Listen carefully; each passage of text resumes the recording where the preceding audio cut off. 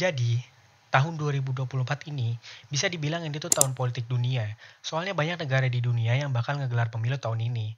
Cuma nih, di balik kemeriahan pesta demokrasi di dunia tahun 2024 ini, ternyata sistem demokrasi sendiri tuh lagi ada di ujung tanduk loh. Lagi ada di titik kritis. Soalnya di banyak negara yang mau pemilu tahun ini, mulai banyak tuh kelompok-kelompok, partai-partai, atau tokoh-tokoh pemimpin otoriter yang malah jadi populer menjelang pemilunya. Makanya jadi banyak pihak yang beranggapan kalau kelompok dan pemimpin yang cenderung otoriter ini sampai menang di pemilu tahun ini, sistem demokrasi di berbagai negara di dunia itu akan terancam. Dan ini nantinya bakal banyak berpengaruh ke kondisi geopolitik global, bakal berpengaruh ke kestabilan dunia. Tapi ini ironis juga karena pemilu yang jadi ciri khas sistem demokrasi malah terancam gara-gara pemilunya sendiri kan. Tapi sebenarnya apa sih yang jadi penyebab melemahnya demokrasi di dunia? Dan apa benar pesta demokrasi tahun ini bakal jadi ancaman serius untuk sistem demokrasi itu sendiri? Selamat datang di TED Talk saya mengenai kenapa pemilu dunia di tahun 2024 ini bisa jadi ancaman untuk demokrasi dan kondisi dunia saat ini.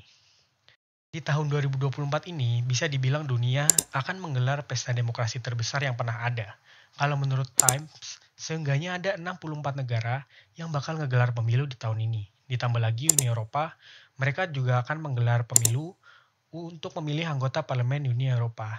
Yang mana ini artinya masyarakat di 27 negara, anggota Uni Eropa, mereka juga akan ngelakuin pemilu.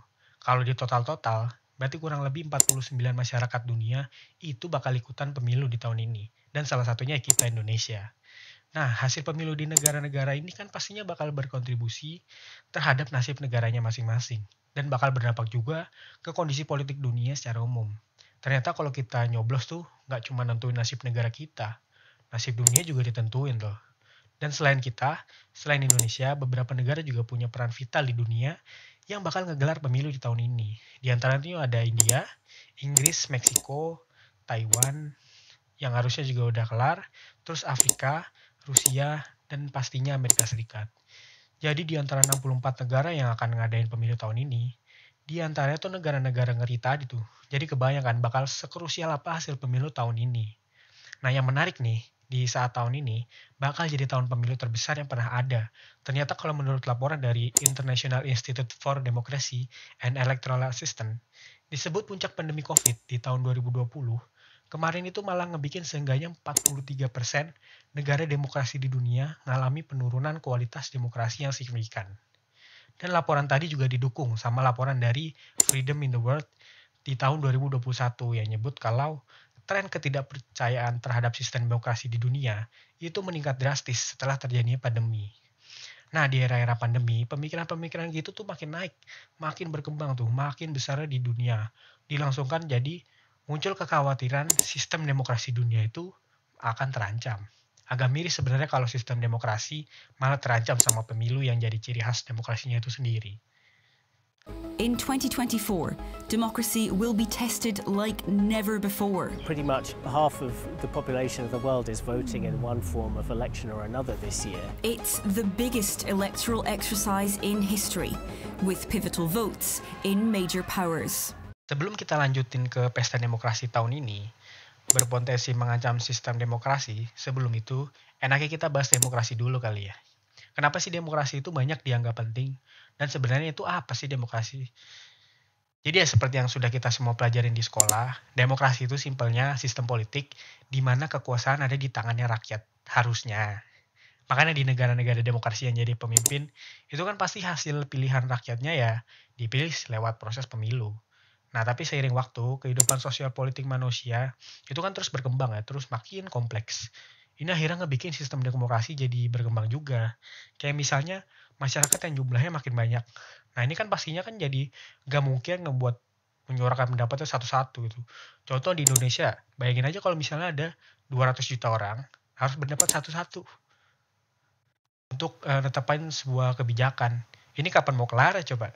Makanya akhirnya dibikinlah sistem perwakilan rakyat atau yang kita kenal sebagainya legislatif ya. Jadi suara rakyat yang segitu banyaknya 200 juta itu yang disampaikan lewat perwakilan rakyatnya harusnya. Jadi selain ada pemimpin atau presiden, ada juga tuh perwakilan rakyat atau kalau di kita tuh DPR. Sama ada juga perwakilan dari daerah atau di kita tuh namanya DPD. Nah, untuk memastikan pemimpin negara sama perwakilan rakyatnya itu nggak manfaatin kekuasaan mereka, akhirnya dibikin lagi tuh lembaga hukum yang fungsinya untuk memastikan undang-undang yang ada ditaatin itu nggak dilanggar. Jadi akhirnya template-nya kira-kira gitu tuh di dalam demokrasi. Kekuasaan dibagi ke 3 cabang. Ada pemimpin eksekutif, perwakilan rakyat legislatif, sama penegak hukum yudikatif. Karena ya prinsip kekuasaan di sistem demokrasi itu ada di tangan rakyat. Jadi ya semua rakyat harus diperlakukan setara. Mau dia mayoritas, mau dia minoritas. Di mata hukum mereka tuh semua sama. Terus kalau misalnya ada perbedaan pendapat, nah itu di negara demokrasi itu tuh harus dilindungi. Bahkan emang harus ada kelompok oposisi, contohnya kelompok yang kontra sama pemerintah tuh. Malah harus ada biar tetap ada kontrol buat pemerintahnya. Kalau nggak ada oposisi kan jadinya negara otoriter dong. Semuanya setuju-setuju aja, atau dipaksa setuju mungkin. Makanya di negara demokrasi, yang namanya demo sama keberadaan pers yang kritis itu, malah jadi indikasi kalau demokrasinya berjalan dengan baik. Kalau yang demo-demo dihantam terus, yang pers-pers kritisnya pada dibungkam, ini kok oponesnya demokrasi. In systems classed as most democratic, power is deliberately shared between different parts of the state. Those different parts have the capacity and the duty to check each other to make sure everyone keeps to the rules. Nah, dari penjelasan tadi kan, kita jadi tahu ya kalau nasib sebuah negara demokrasi itu biasanya ada di tangan rakyatnya. Makanya tadi dibilang pemilu bakal jadi ancaman demokrasi itu tuh. Bakal jadi ancaman kalau masyarakat milih sosok pemimpin yang nggak tepat. Kebayang dong kalau misalnya pemimpin yang kita pilih ternyata malah nggak menjunjung nilai-nilai demokrasi. Kan malah kelar itu. Kebayang dong kalau orang yang kita pilih ternyata malah sosok yang otoriter atau tukang korupsi misalnya. Bakal hancur itu negara kan. Dan itu baru milih pemimpinnya. Belum lagi wakil rakyat yang kita pilih, penegak hukum. Kalau mereka ternyata sama-sama tukang korupsi dan bukan yang kontrol pemerintah, mereka malah kong-kali-kong buat ngambil keuntungan sendiri. Kalau kayak gitu kan bahaya kan. Dan sayangnya ancaman ini nih, yang sekarang lagi jadi khawatiran di banyak negara nih, contohnya di Taiwan ya. Saya yakin lah, kalian tahu lah, Taiwan sama Cina daratan kan mereka udah lama berkonflik. Masyarakat Taiwan sendiri mereka cenderung pengen berdiri sendiri. Mereka nggak mau jadi bagian dari mainlandnya Cina. Dan situasi perpolitikan di Taiwan, sekarang sebenarnya pemerintah sekarang tuh memang masih dari kubu yang kontra Cina. Tapi kalau menurut DW News, hasil perolehan suara William Lai, presiden terpilih Taiwan, kemarin dibanding sama kompetitornya tuh, relatif menipis kalau dibandingkan sama perolehan suara presiden Taiwan sebelumnya. Jadi kalau di pemilu Taiwan yang sebelumnya, jumlah suara yang anti-Cina itu unggul jauh banget dibanding sama yang pro-Cina. Nah di pemilu yang sekarang, walaupun yang anti-Cina ini emang menang, tapi jarak suaranya jadi sedikit nih. Jadi berkurang lah intinya. Jadi ya dari hasil pemilu ini kelihatan nih kalau ternyata makin banyak masyarakat Taiwan yang mulai setuju lah buat pro-Cina. Ya atau seenggaknya anti-Cina ini masih mayoritas, tapi yang pro-Cina ini pelan-pelan naik, terus mereka ada.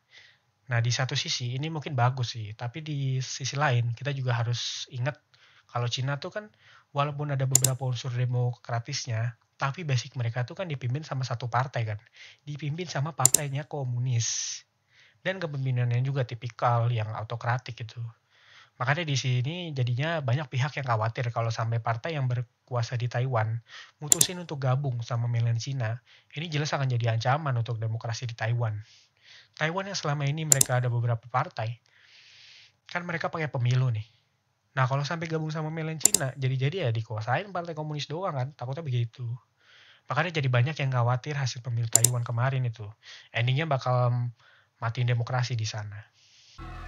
Taiwanese voters chose a president, William Lai, from the party seen as most anti-Chinese. But this time the party held onto power by a narrower margin. So a bit of a split result. On the one hand, continuity of a kind of robust line towards China. On the other hand, a significant chunk, a majority of the electorate saying it's time to try to get on better with the Chinese. Dan kalau kita cari faktor-faktor penyebab kenapa situasi demokrasi dunia bisa jadi begini, ya salah satu alasannya sosmed nih. Algoritma sosmed sekarang kan udah nyuapin apa yang kita suka ya, bukan apa yang kita butuh. Jadi misalnya di pemilu, Anda misalnya suka sama satu paslon. Nah itu disuapin tuh info-info tentang paslon itu doang tuh. Kita senang nerima infonya, padahal mungkin ternyata itu hoax misalnya. Jadi jarang tuh kita dibikin mempertimbangkan kebijakan paslon lain. Atau bikin kita jadi ngaduin gagasan semua paslon. Jarang itu. Jadi kita disuapin aja lah yang kita suka. Pokoknya biar kita senang. Jadi ya kalau kita nggak inisiatif nyari sendiri, kita bakal disuapin satu sisi doang terus-terusan. Dan ini nggak cuma terjadi di Indonesia ya, hampir seluruh dunia juga begini. Tapi kalau menurut Anda sendiri, gimana? Apakah demokrasi di Indonesia ini jadi terancam? Ataukah kita masih aman-aman aja?